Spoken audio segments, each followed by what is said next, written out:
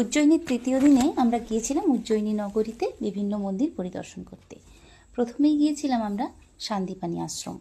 কথিত আছে এখানে ভগবান শ্রীকৃষ্ণ সুভদ্রা এবং বলরামের সাথে ৬৪ দিন অবস্থান করেন এবং ৬৪ রকমের মহাবিদ্যা অর্জন করেন। এবং আরও কথিত আছে এইখানে পা রেখে ভগবান শ্রীকৃষ্ণ গোমতী নদীকে এনেছিলেন। বিভিন্ন দিকে গ্যালারির সাহায্যে বিভিন্ন চিত্র পরিস্ফুট। তারপর আমরা চলে গিয়েছিলাম মঙ্গলনাথ মন্দির। এটাও কথিত আছে যে এইখানে মঙ্গল দেবতার পুজো হয় এবং এটা মঙ্গলের জন্মস্থান। কিন্তু এই মন্দির উৎসর্গ করা হয়েছে ভগবান মহাদেবকে।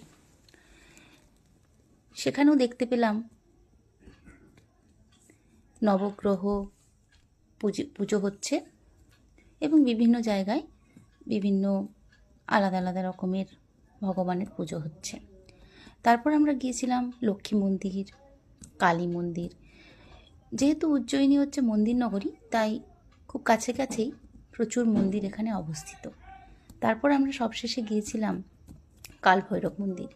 এখানে গিয়ে আমরা বাবা কাল ভৈরবের মন্দির দর্শন করলাম এবং আমরা তারপর ফিরে এলাম একরাশ আনন্দ নিয়ে।